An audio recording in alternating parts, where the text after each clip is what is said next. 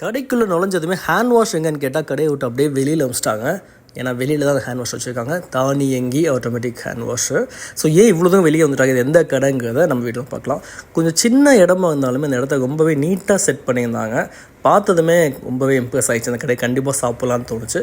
அதுக்கேற்ற மாதிரியே டோரில் சாப்பிடலாமான்னு போட்டிருந்தாங்க. ஸோ சாப்பிட்லாம். வெயிட்டர் கூப்பிட்றதுக்கு சின்ன பெல் செட்டப்லாம் இருந்துச்சு. அது பக்கத்துலேயே ஒரு பெரிய போர்டு வச்சுருந்தாங்க. என்னென்னு பார்த்தா டெய்லி ஸ்பெஷல் சட்னி. அதாவது உங்கள் நாளைக்கு ஒவ்வொரு வேலைக்குமே டிஃப்ரெண்ட் சட்னிஸ் இருக்குது. நீங்கள் காலையில் போனால் வேறு, ஆஃப்டர்நூன் போனால் வேறு, டின்னருக்கு வேறு. ஸோ இதெல்லாம் ரொம்ப டிஃப்ரெண்ட்டாக இருக்குல்ல. ஸோ இந்த கடை எதுனா இட்லி வடை சாம்பார். சென்னையில் பிடிசி பஸ் ஸ்டாப்க்கு அப்படியே பின்னாடி தான் அந்த இட்லி வடை சாம்பார் கடை இருக்குது. 7 இயர்ஸ் மேலே நான் இங்கேருந்து போனப்போ இந்த கடையெல்லாம் இல்லை. ஏன்னா இது ஓப்பன் பண்ணி 3 இயர்ஸ் தான் ஆச்சோம். 3 இயர்ஸ் அனிவர்சரிக்கு ஒரு போர்டெலாம் போட்டு வச்சுருந்தாங்க. கடையோட இன்டீரியர் ரொம்பவே நல்லா இருந்துச்சு. இந்த மாதிரி பச்சை இலைகளை வச்சு நல்லா டெக்கரேட் பண்ணியிருந்தாங்க. அந்த லைட்ஸ் கூட கவர் பண்ணியிருந்தாங்க. ஸோ மெனு ஓப்பன் பண்ணி பார்த்தா நிறையா டிஷ்ஷஸ் இருந்துச்சு. ஸோ ஸ்டார்டிங்காக 2 வடை ஆர்டர் பண்ணோம். ஏன்னா வடையில் ஸ்டார்ட் பண்ணலாம்னு சொல்லி ஆர்டர் பண்ணோம். வடை உடனே வந்துச்சு. கொஞ்சம் ரொம்ப பெருசாக இருந்துச்சு. கொஞ்சம் சாஃப்ட்னஸ் இல்லை, பட் நல்லா டேஸ்ட்டாக இருந்துச்சு. ஸோ மற்ற டிஷ்லாம் வகை வைக்க அப்படியே சுற்றி பார்க்கலான்னு பார்த்தா எல்லா சைடுமே இந்த பச்சை இலைகளை தொங்க விட்டுருந்தாங்க. இதெல்லாம் பிளாஸ்டிக் தான், பட் பார்க்க கொஞ்சம் நல்லா இருந்துச்சு. So paper roast, paper roast order பண்ணியிருந்தோம். ஸோ அப்போ நான் ஒரு ஆப்பம் ஆர்டர் பண்ணியிருந்தேன். லைட் ஃபுட்டோட ஆரம்பிக்கலாம்னு சொல்லி ஒரு ஆப்பம் ஆர்டர் பண்ணியிருந்தேன். இந்த ஆப்பம் பார்க்கவே ரொம்ப நல்லா இருந்துச்சு. ஸோ இதை பிச்சு தேங்காய் பாலில் தொட்டு சாப்பிடுவாங்க. பட் நான் அப்படி சாப்பிட மாட்டேன். தேங்காய் பால் அப்படியே எடுத்து ஊற்றி அதை அப்படியே ஊக வச்சு சாப்பிட்டா தான் நமக்கு அந்த டேஸ்ட்டு வரும்.